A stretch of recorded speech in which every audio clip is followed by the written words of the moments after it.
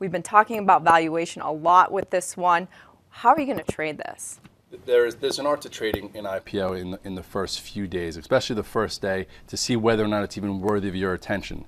And we go over this strategy, and it works. It doesn't really matter what stock, what IPO, what sector. It's a measure of supply and demand of the first day to see how the investment bankers did pricing it, as well as giving enough people in the background to buy it afterwards. So what I want to do is I want to show you 3 different charts that show the same strategy that worked a little differently, but they worked out pretty well. First one I'm going to show you is LinkedIn, because LinkedIn is probably the closest thing people talk to with Facebook.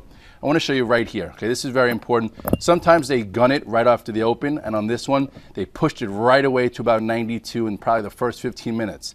Then everyone that got the IPO shares, everyone that got free stock, they start selling it. So supply comes in. Supply came all the way in and brought the stock down right back to where it almost opened up. So at this point, it made a higher low. And then after a little while, supply meets demand, and you had a pennant type formation. So right here, when it broke to the upside, this was one entry. You could have bought right here at 84 versus the low if you don't want to take out momentum trade. So right here, this is one entry. Then here was another entry as it broke above this mini reactionary area. But the real momentum came in when it came right back up and recrossed the high of that opening trade. And then look what happened in LinkedIn. It went from 92 to 120. So you had 3 different entries, one right here, another one, and another one. Now, if it came up to this 92 and failed, there's no re-entry. Or if it went above and then failed, that just shows you that supply or demand isn't taking out the supply there, and you have nothing to do there. You just avoid it. So at this particular point, this was an unbelievable IPO. And if you look at another one, Yandex, a little different. So what happens is it opened up, right?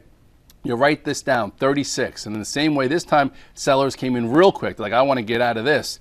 Finally, buyers met sellers, made a little bit of a higher low. At this point, I wouldn't have bought it yet. Came back to test that high of 36.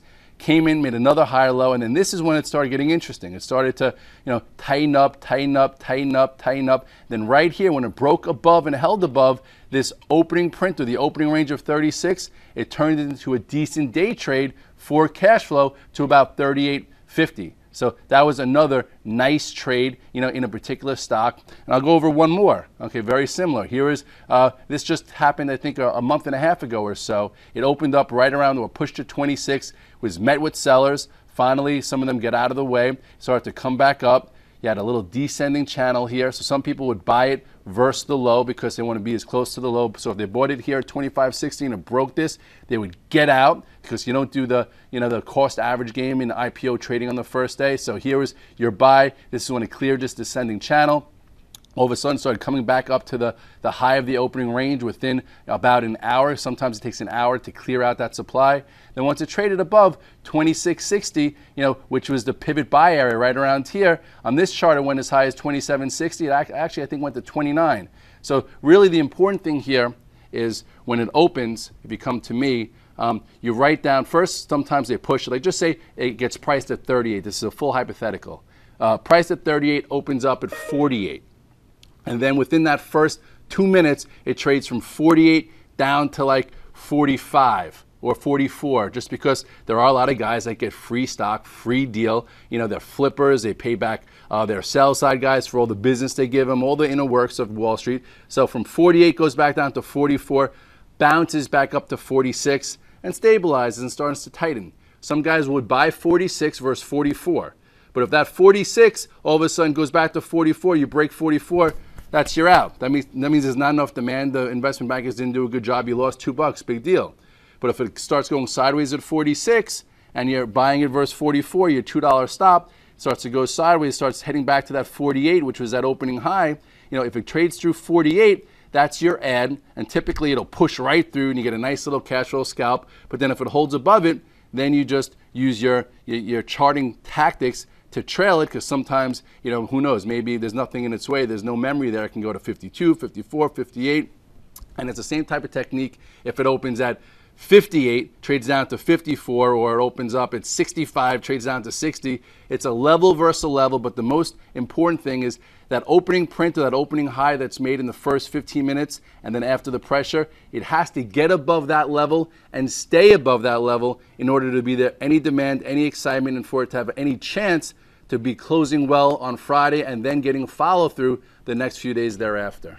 So the key there is going to be you got to wait that 10 to 15 minutes to see what the initial reaction is before you make any moves. Yeah, you don't buy the opening print. Some people will because they're just like, it's going to go higher, but I think that's risky. But you write down that opening print, or sometimes you get an opening print, it pushes a few dollars, and then the selling comes in. So you write down the opening print, you write down that reactionary high, you let the 30 to 60 minutes get tight so you can trade a level versus a level. Then once it recrosses above that opening print or that reactionary high, and it stays above it for like maybe 5 or 10 minutes, then you know it's good to go and people are going to start coming in and start chasing, and that's how you make some cash flow on IPO day if you're not involved in the deal, which 99% of the world is not.